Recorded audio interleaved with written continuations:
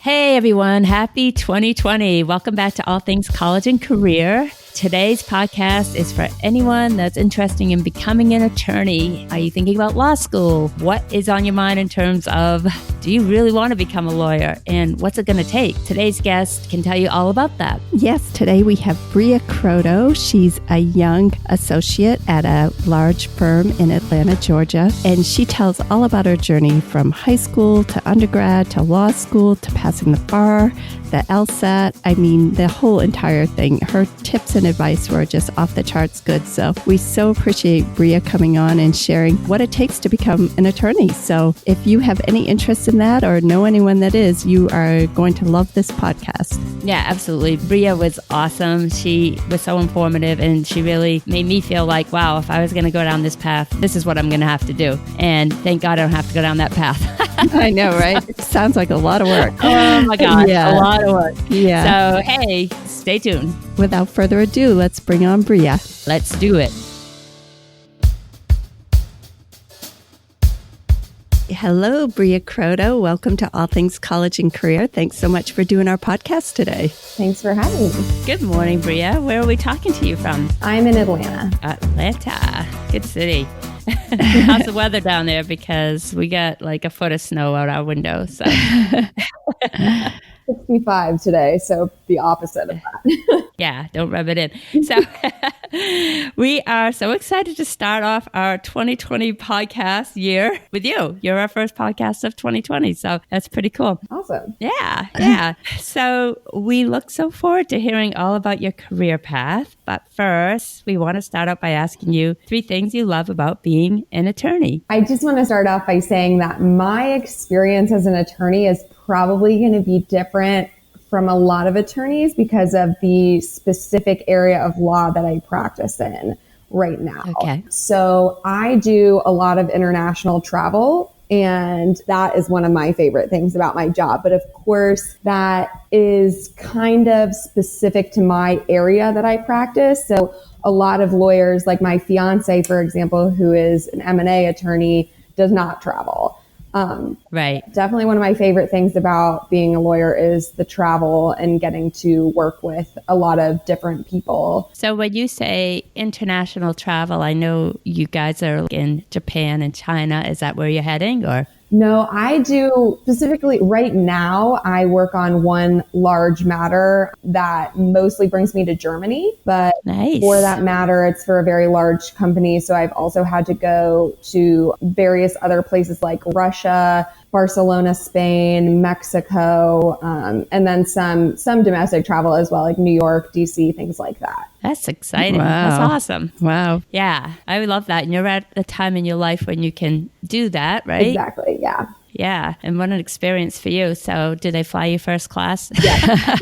That's definitely a big perk. Do they really? That's awesome. Oh man, that is so key on those long travels. But not that I would know anything about it. But So sorry to interrupt you on that, Brea, but what was your second? Okay. My second is being able to solve problems. I've always been kind of a puzzle type oriented person, logic oriented. So I really like to take a client's problems and dig through all the facts and provide a solution for them. Yeah. that's so cool. Yeah. Were you a math kid? I actually was a math kid. I was really good at math, but now I'm terrible at math because Because you're not practicing it anymore, right? Yeah, exactly. Yeah. And then I guess my third thing is just getting to work with a lot of different people with a lot of different experiences. Law is a very client-oriented, people-oriented profession. So you're around people pretty much most of the day, would you say? Yeah, at least not if I'm not, in meetings or working with my partners, I'm on calls usually a lot of the time very early in the morning because I work with Europeans and people in Asia and stuff like that. But right. Yeah. So there's like a 6-hour time difference there. 6 hours. Yeah. So, well, those are 3 great reasons for sure. So I just want to dive in and turn back the clock a bit and ask you how it all began. When did you first decide to become an attorney? So I went to Bring Your Daughter to Work Day with my dad when I think I was about 8. And I met their lawyer. I mean, he worked for the Nuclear Regulatory Commission for the government. So they had like one in-house lawyer. And I asked him what he did. And he said he solved problems. And I was like, oh, that's what I like to do as like a little child. And I've always been the type of person that when I get my mind set on something, that's it. It's like a one-track mind kind of thing. So right. You were laser focused right from the get-go, huh? So you pretty much picked this career at 8 years old? Yes. Oh, wow. That's amazing. That is amazing, but that's good. It's good to know what you want to do. So many people don't, which is fine too. But to know, it saves a lot of time and angst and money. Yeah. Right. So.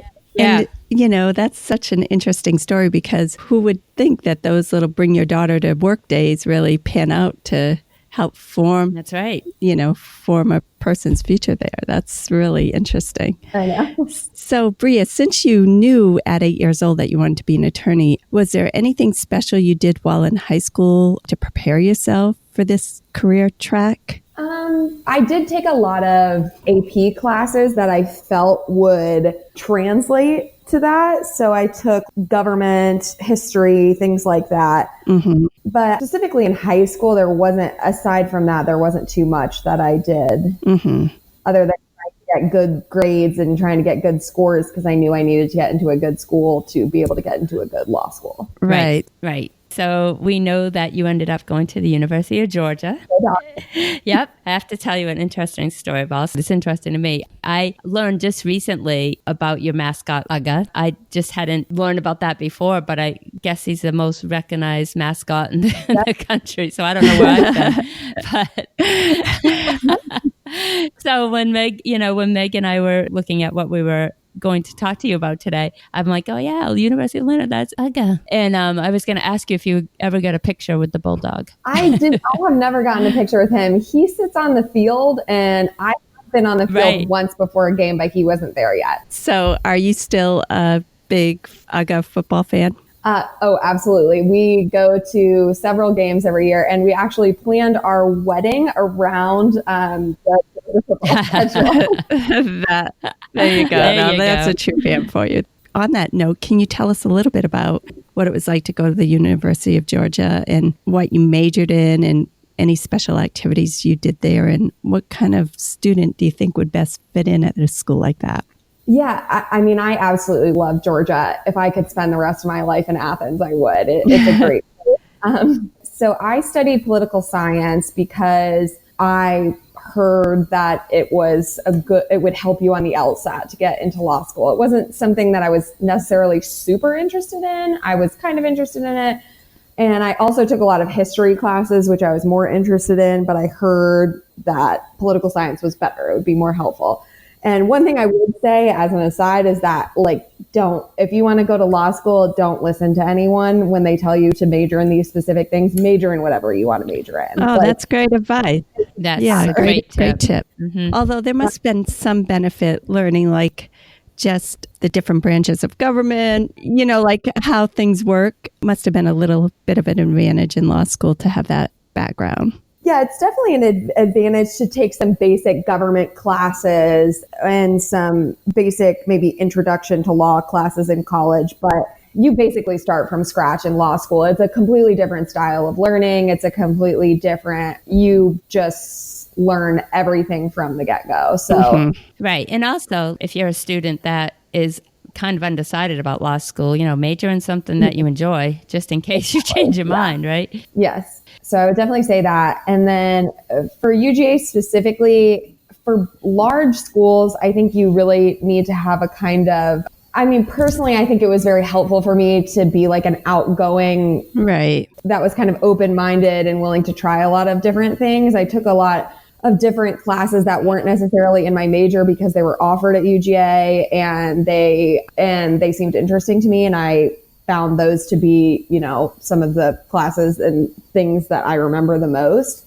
But it's definitely, when you go to a school that size, it's very helpful it can be overwhelming and distract you from your studies if you are kind of, introverted and you know what I mean? Yeah, I totally know what you mean. It's probably a benefit for somebody that's more social, more outgoing, isn't afraid to ask when they need help and that sort of thing, right? Yeah, because Right. it's overwhelming, especially as an 18-year-old out on your own for your first time. If you're at a school with 35,000 other people, you can get lost very quickly. And that obviously. Right. But if you have that personality where you're just willing to try things and join things and put yourself out there a little bit, it might be a perfect fit. Yes, exactly. Yeah, and you need those same traits, I would guess, as an attorney down the road. Anyway. Although there are a lot of attorneys that I've met who are pretty introverted and, reserved, aren't really people, Right. but mostly those types of attorneys don't practice litigation or. Right, There's exactly. a lot of contracts that need to be read and stuff. Yeah. Oh my gosh. Sounds like death to me. Yeah, me too. I'd be a paragraph in on that. No, before you What sleep. the hell am I doing? I know. Oh, Exactly. man. Hey, But- that's why we need everybody out there. Right, we do. But your point is well taken that there's Yeah. such a wide variety of ways to practice that it Room can for be everyone. a match. There's room for everyone, right? Exactly. So do you want to tell us about any activities you were involved in at UGA or? Yeah, I was in a sorority, which if you go to UGA, it's a big Southern school. Most people are in sororities or fraternities. There are so many, and it's just a good way to meet a lot of people and make friends easily when you're small fish in a big pond. Yeah. And being in a sorority was great. I loved it. But I definitely think that it's not necessary because it's expensive and it's a lot of time commitment. And there's a lot of other organizations, specifically at UGA, that can give you that same kind of collegiality without Without all the overhead Yeah. Yeah. Yeah. like for example, or obligations, maybe perhaps. Especially if you're struggling academically. exactly. It's a big hit. Yeah. But yeah, there are a lot. I was also involved with an organization called UGA Miracle, which was like a philanthropic organization that raised money for children's healthcare of Atlanta. And that Wow. was a really great organization too, that kind of gave you the same sort of ability to meet other people who have similar interests as you and be involved in something that you feel is important. So that was really great too. Yeah. That's a great cause for sure. That is Children's awesome. healthcare. Yeah, absolutely. So, Brea, what would you say is the best thing to do in undergrad to prepare to go to law school? Honestly, just focusing on getting good grades and also I think having fun. I mean, Yeah. college, Yeah, I love that. because when you get to law school, you've really got to prepare to really give it everything that you have. And it's good to be able to look back at college and because as long as you get good grades, you're going to be fine. You're going to get into a good law school and to really focus on studying for the LSAT when the time comes as well. Really the only two things that matter to get into law school are your LSAT scores and your grades. Right. So, Right. a lot of people do like a lot of different like organizations that they think will help them get into a lot like various honor societies and things like that. But I mean, really what matters is your grades and your LSAT scores. So That is Right. another great tip. So, what can you tell us about preparing for the LSAT? It seems like a brutal exam. it was very brutal. Yes. So what I did was I took a class called, I think it was Power Score. There are various classes offered. And sometimes those aren't accessible for everyone because they are very expensive. I think the Power Score class was $5,000. And I think most of those similar classes, Wow. That's expensive. Yeah. it was definitely worth it if you could do it. And if not, there are other options, which you can get free practice LSATs online. And there are plenty of like books and things that you can guide yourself through your own classes. You just need to be disciplined about it. Yeah. So with Power Score, I had to go to a class, I think 3 times a week. They had like set practice tests, things like that. But what's really important is kind of first off, at the beginning of preparing, I would say before doing anything else, just take a practice LSAT under the conditions that the real test is going to be in. So like time yourself and no distractions. Oh, And, yeah, great tip. To get a And- baseline. Yeah, and get your baseline, see where you're at and see where you really struggled, because there's multiple sections with very different content in each section. And then use the books and resources that you have to kind of hone those skills. And throughout the process, like take various practice LSATs throughout that process to see how you're improving and what you need to continue to improve on. But definitely, I mean, I would say start at least 3 to 4 months before your first LSAT. So when is the best time as an undergraduate to take the LSAT? I took it the October of my senior year. Right. So I think they offer it 4 times a year. I think it's maybe February, July, October, and December or something like that. And it could be different now. I mean, Google it. Google it. But it's tough because you're a full-time student while you're studying for those LSATs. So yeah, exactly. Yeah. Did you just take like one less class your fall of your senior year, or you just piled it on? Yeah, I think I had like enough credits that I took, and at that point I was done with my major. I only needed extra, or I can't remember. Gen Eds. Electives, maybe. Silly classes, to be honest with you. That semester I took like a dance class. Oh, nice. Awesome. Yeah. Which counts as an elective at UGA. And then I also took a class on like birds, because I awesome. That's so cool. So I kind of worked it out specifically from the beginning so that I would be done with my major classes at that point and would only need elective classes. And then for that specific semester, just research like what are the easiest electives at UGA. And that's a really smart approach. Another great tip. So and you probably had the summer to prepare as well if you weren't in school over the summer, maybe. Yeah, that sounds really good. Brea, so then you chose a law school. So what made you choose Georgia State's College of Law, and what was the interview and application process like? So I ultimately chose Georgia State. So I only applied to 3 schools. Originally, I really wanted to go to Georgetown in DC, but law school is extremely expensive. And I received some advice from an attorney in Atlanta who was practicing at a large law firm who had gone to Harvard. And she told me that it was not worth it to go to a school like that, to try and get out of it with as little debt as possible, because as long as you do well in law school, you can get the high paying jobs, the great jobs, and it just matters your performance, not as much as where you go to school. That's so encouraging, because it sort of dispels everything you read, like you've got to go to a top 25 law school. And I think Georgia State probably is a very top law school, but you don't have to go to Harvard Law. Yeah. You don't have to rob the bank. Yeah. Although if you want to be a Supreme Court justice, you may need to still do that. But yeah, that's a good point. That's a really good point. Yeah. Yeah. It still has a lot of recognition, but it's a lot of money. Yeah, exactly. Yeah. So after hearing that, and I knew at the time that I wanted to practice in Atlanta, or at least start practicing in Atlanta. And I also received the advice that it's best to go to school in the state that you want to practice in, because definitely you make all those connections and network and So I applied to Emory Law, Georgia State Law, and University of Georgia Law.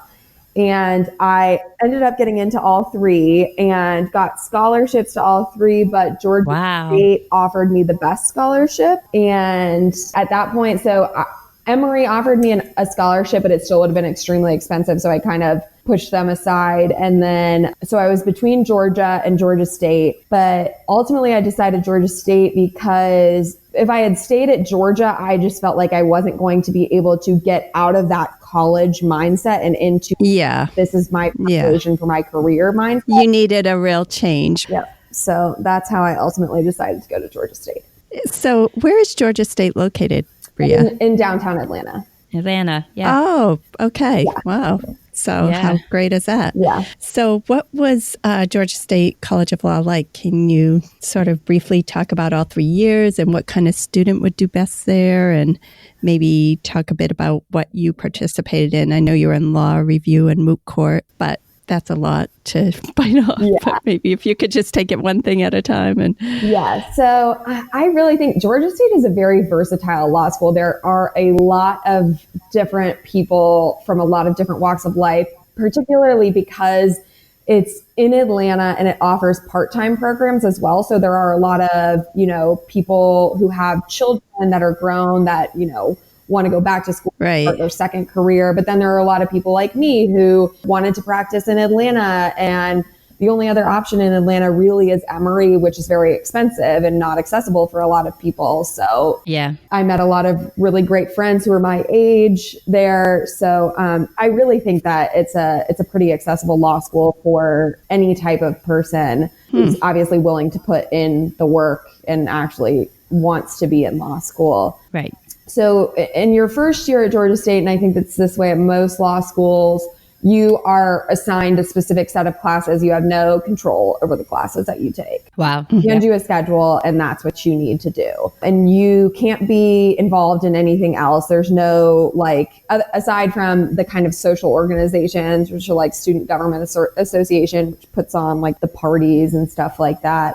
You can't be involved in anything, any of the extracurriculars. So basically your first year is just studying and focusing. And would you say that's the toughest year academically, or what are your thoughts on that? Probably because no one is used to how you study for law school. It's very difficult to try and figure out what you need to do to succeed, because law school is unique in the fact that you have one grade. You work all semester long, you don't get graded on anything, and then you have one final, and that final determines everything. Ouch. That's a lot. It's very hard to get used to that. Yeah. But I mean, overall, I would say the hardest year for me was the second year, because in your second year, you become, if you choose to, you become involved in the extracurricular. So I did law review and moot court.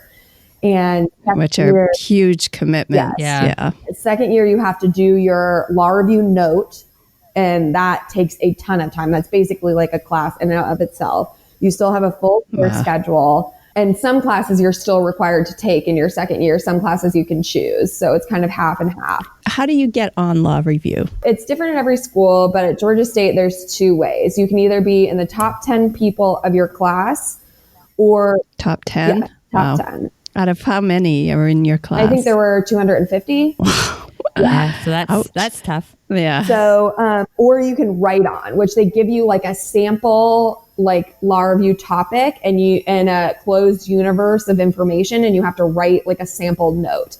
So unfortunately, the write on period closes before you receive your class rankings. So for me, so you have to do it no matter what, because you don't know where you're going to be. Yeah. Exactly. So for me, I was studying abroad at that time, which Georgia State offers study abroad programs, which is awesome. But I was studying abroad, and I ended up writing on, and I ended up grading on, but didn't find out until after. So you got on both ways. Yes, which was wow, kudos to you. That's amazing. That is amazing. I mean, wow. That's so impressive. Yeah. Thank you. Yeah. That must be a big asset in the application process looking for a job if you've made law review, I would imagine. A lot of large firms particularly require law review participation. Really? Wow. Wow. Mm-hmm. That's a lot of pressure. So what percentage of students get on after writing the note? So I think they choose 20 people outside. So I think there were 30 total who got on, 10 from the top 10, and then 20 people. So it's hard. It's really hard to get on. Yeah. Yeah. Well, congratulations. That's awesome. Yeah, good for you. So tell us a little bit about Moot Court. I know that from researching you that you and your team won some big Moot Court competition. Yeah. But so Moot Court was what I really liked. I wasn't a big fan of law review. I just yeah, that sounds like medicine or torture to me. Yeah. But I did it because I wanted a job. Right. Of course. No, totally get it. Yeah. But Moot Court was a lot of fun. So Moot Court is where it's basically fake appellate work. So you receive a problem. There's various competitions, and they can all around the country. There are some international competitions as well. And you receive a problem that's basically been dealt with. It's like a fake decision from a lower court. Yeah. Mm-hmm. Your job, you have to write a brief. So in actual practice, if you say you have a decision from a lower court, then you want to appeal it. the first step to appeal a case is to write a brief, which is just a document explaining your arguments as to why you should win, why higher court should either uphold the lower court's decision or reverse the lower court's decision. And basically it's a lot of case law research, arguments, and things like that. And then the court receives the brief and they read it. And then you have oral arguments where the court can basically bring you up and say, okay, tell me what this case said. Well, I don't understand your argument here. Like, ask you a lot of questions about what you've said in your brief. And Moot is the same. That's what you do at Moot Court. So basically, you're basically challenging each other's briefs and arguments. Yeah. So tell us about the competition you won. What was that? So the competition that I was in, it was called the Intrastate Moot Court Competition, which is a competition that the Georgia Bar puts on every year between all of the Georgia law schools. So it's basically like a huge competition between the law schools to say like who's the best law school in Georgia. So my team won best brief and we got second place in the oral competition. And so there were two teams from Georgia State. So we actually went up against the other Georgia State competition. Oh my gosh. No way. Georgia State must have been proud that day. So Brea, can you talk to us about the bar exam, what it was like to prepare for it and what it was like to pass it, other than complete joy?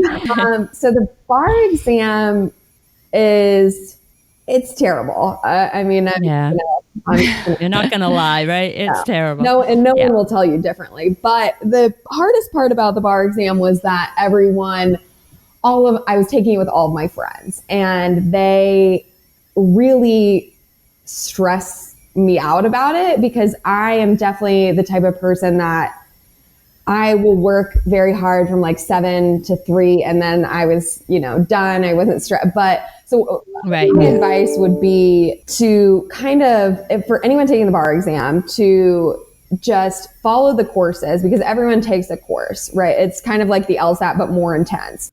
Everyone takes a course and you basically, once you graduate from law school, you spend the whole summer working on this course and then you take the bar. And my advice for anyone would be to just like follow the course and kind of isolate yourself a little bit from everyone else who who is taking the bar. Right. Yeah. You don't want to hear how many hours they're studying or, because it starts to freak you out if you're not doing what they're doing. And that's what lawyers do. Lawyers are competitive. As law students are competitive. They like to say, I've been here for 15 hours. Like my fiance and I we were doing this yesterday. I worked for 10 hours today. Well, I worked for 12 hours today. Well, la-di-da. I also got to run in. Oh God, that's hysterical. So yeah, you just by nature competitive. Well, hey, that's what makes you win in court. So exactly.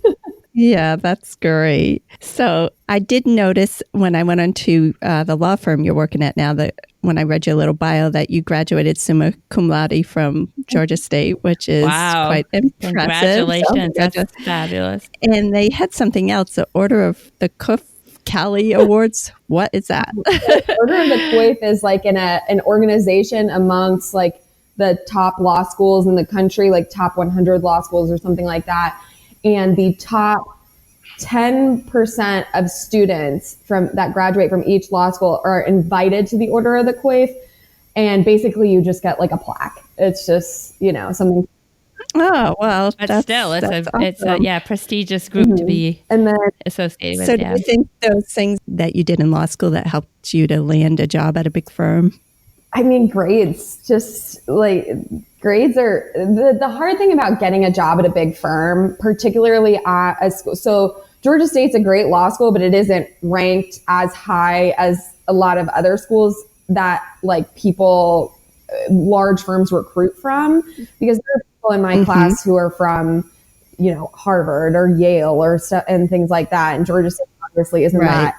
So particularly at a school like Georgia State, you have to get really good grades your first year, because the way that it works for large firms starting out is they do interviews on campus at the very beginning of your second year. So the only thing that matters is your first year grades. Oh my gosh. Yeah. Wow. And at that point, you really could not have participated in law review or moot court because you said there were no extracurriculars, You'll be right? on those at that point. Like I was already on law review and moot court, and that's all that mattered, that it was on my resume for those. right. So they come in and they interview a bunch of people over like 1 week. So I had, 50 interviews in 1 week. Oh my God. Talk about speed dating. They're all 10 minutes. And then you start getting callbacks, which are like a second round interviews where you go to the firm, they take you out to a fancy dinner, you meet with like 10 people at the firm. And then if they like you, you get an invitation to be a summer associate. So then the next summer you're invited to work at the firm. So I spent, I guess it's like 10, I think it was like a 10-week program. And for my particular firm and a lot of large firms, it's basically they pay you like you're an associate and it's like a 10-week long job interview. Which must have been huge as a student to get that kind of money. It was, definitely. So you probably want to turn up on time. Yeah, definitely. Get to work on time. Yeah, that might be a good idea. Being a summer associate at a large law firm is like the best job you'll ever have because they pay you like an associate, but it's mostly a job interview over 10 weeks. So you do a lot of work, but it's a lot of social events, like just to meet everyone at the firm and see if they like you. So, we did things like going to Braves games. We went to the lake for a weekend. Oh my gosh. Sounds like a real rough gig for you. Yeah. Gosh. Sounds awesome. So, and at the end of that summer associate period, if you did well enough, you get an offer to start when you graduate as an associate there. And a really great perk of that too is once you get that offer at the end of your 2L summer, they will also, most large firms will also pay for all of your bar exam expenses. Give you that's great. Summer. So how much would that be roughly? Like bar expenses were probably $7,000 to $8,000. Wow. With everything, of course, you have to pay a lot of fees for registering for the bar, certification of fitness to take the bar, things like that. Yeah. Wow. Right. That's awesome. That's a nice perk. Yeah. So that was your experience. Which firm were you working with? I was with Troutman Sanders. So what did you do at Troutman? I just did general litigation at Troutman. So basically, it was a large law firm. So as a junior associate doing litigation, it was a lot of small things like responding to discovery requests, sometimes calls with clients, but not a whole lot of client interaction. It was a lot of research, memos, things like that. So no travel like you're doing now? No, none at all. What inspired you to make the shift over to Kilpatrick, Townsend, and Stockton? At Troutman, there were a lot of junior associates doing the same work that I was doing, and I just didn't feel like I was getting great training, and I kind of felt like I was being lost a little bit, and because there were so many different people and partners would just send you one thing to do and then that was it. And so I also had an interest in doing white collar crime work, which they didn't really do at Troutman. So I contacted a recruiter and started working with her, and that's how I found this job. Oh, so that's great. You get a tip right there. So you get a recruiter to help you make that transition. Yep. And were you saying, I really want to stay in Atlanta? So it kind of narrows down your search. Yeah. What is white collar crime like? Like, what's a typical case? So right now what I'm doing is kind of unique to this area because it's kind of on the other side. So the person that we work for the most has a plea agreement with the U.S. government. So our client is actually the U.S. government, because as a part of the plea agreement, they had to submit to corporate monitoring, which basically just means you have a bunch of attorneys come in and tell you how to revamp your corporate structure to make sure you have appropriate anti-fraud measures in place. But white collar crime work is mostly like corporations or CEOs or high level corporate individuals who have some sort of issue with the corporation. Like there's a lot of SEC investigations, healthcare fraud, things like that. So we would typically be hired to go in and do an internal investigation on behalf of the company to see if a problem has arisen. We look at a lot of documents, do a lot of witness interviews, and see if there are actually violations of law that have occurred. And if there are, and there's an indictment from the government, then we defend individuals in those cases. Mm-hmm. It does sound a little bit like you need to be somewhat of a good detective or solving problems. Yeah. So even going back to when you were 8 years old, it's still coming full circle. Did you ever take a course on reading people? Like when they're answering your questions? And No, I never took a course on that, but I did take a white collar crime course, which kind of tells you.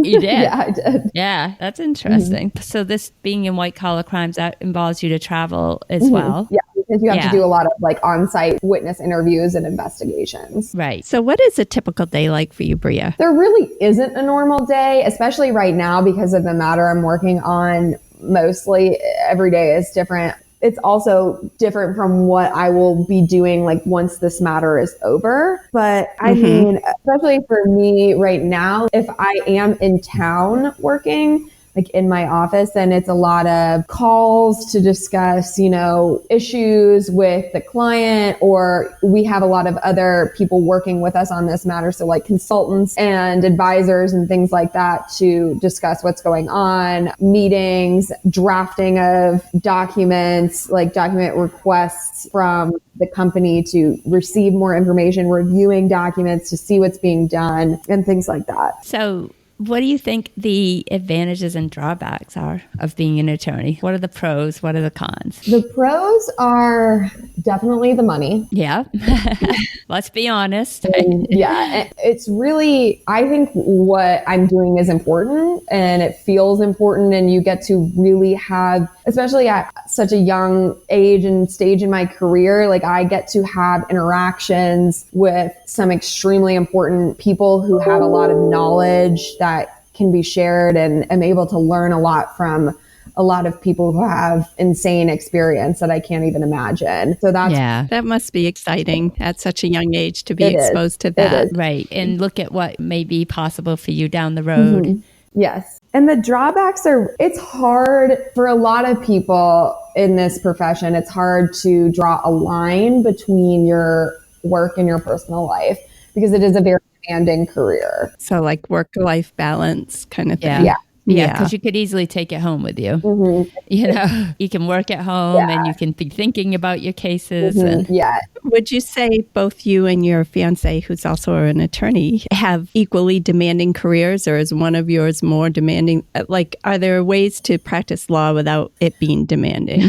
There definitely are. I mean, I think particularly for both of us, we have definitely equally demanding careers. Mm-hmm. We both work at firms, large firms. So that's, if you're working at a large firm, especially as a young associate, it's going to be a lot of work and it's going to be demanding. There are definitely areas of practice where it's not going to be demanding. A lot of people open their own firms and do work on their own time, or go work for the government and have 8 to 3 and have every other Friday off and stuff like that. And you can also, there are in-house careers that can be a lot less demanding, like working as an attorney at a company. Yeah. Right.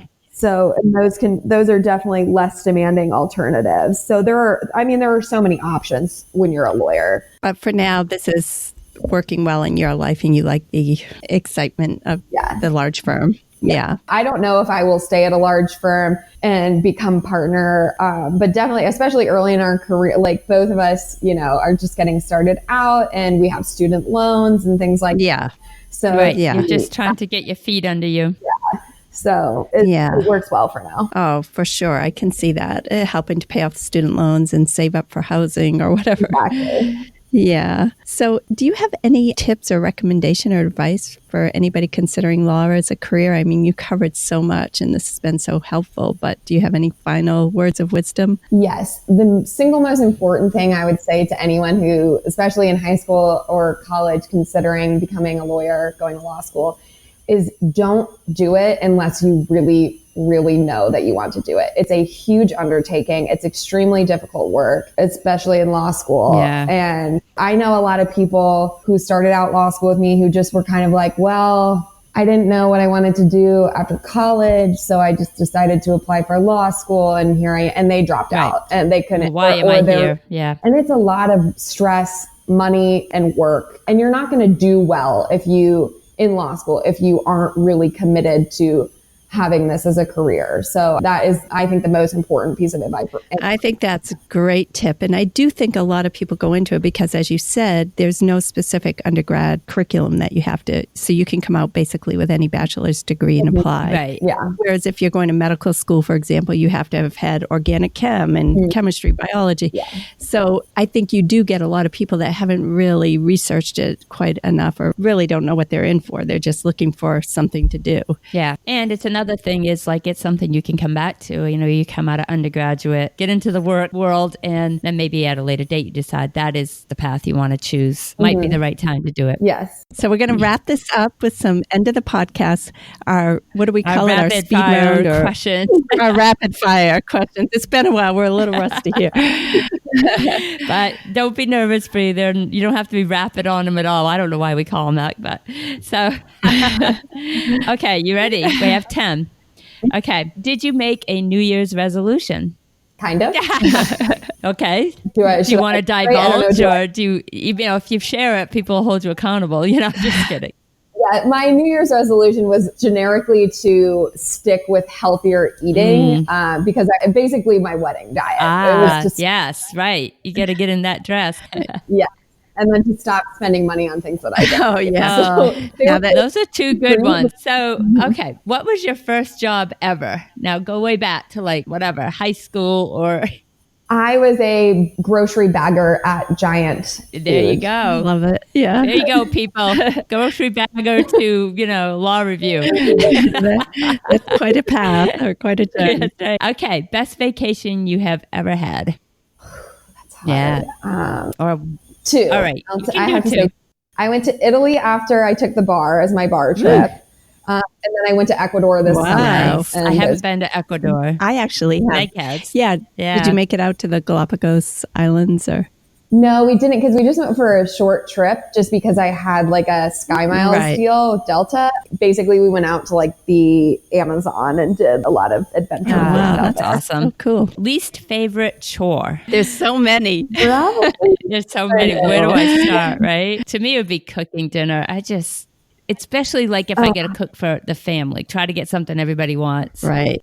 I love cooking dinner. I hate cleaning. Well, we could get married because I would do your cleaning and you do the cooking. Teenage heartthrob. Oh, that's good. Did you have one? Yeah, Orlando Bloom. Oh my God, Orlando Bloom, Legolas. Yeah, well, it was more him in the Pirates of the Caribbean. Oh yeah, I'm not leaving without Jack. Oh my God. That's my favorite line. Time to go. Time to go. Time to go. Okay. I know. Seriously, Orlando Bloom. I can totally understand that. Okay. Food you could not live without. Cheese. Cheese. Yeah, that'd be my husband too. That's like not giving up cheese. Just forget about it. Yeah. Okay. I love it too. Favorite day of the week?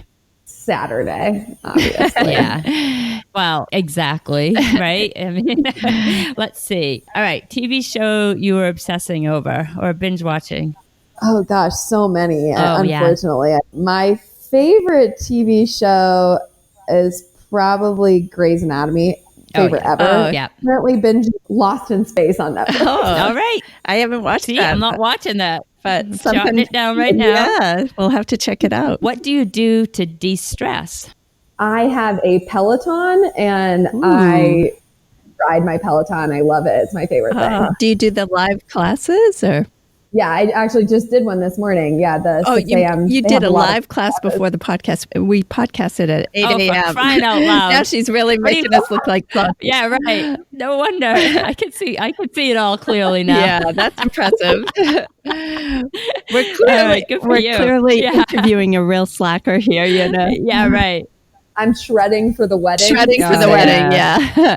I hear you. Not that you need to shred. You look amazing and beautiful, but... Shredding for the wedding, it sounds like a good hashtag. Okay. Would you rather pick up the phone or send an email? Send an email. 90% of the time, me too. Sometimes I just want to like ask a quick question. I'll pick up the phone, but most of the time, Yeah, I'm with you on that. So good job. You made it through the rapid fire. Not too much stress there. No, you did a beautiful job. And hey, Brea, thank you so much for coming on the podcast and sharing with all of our listeners what it takes to become an attorney. And this was packed full of great advice. So thanks so much for sharing your path and your journey with all of our listeners. Really appreciate it. Awesome. Thanks so much for having me. You were a great guest. Learned so much. Thanks for being on our podcast. All right. Thank you.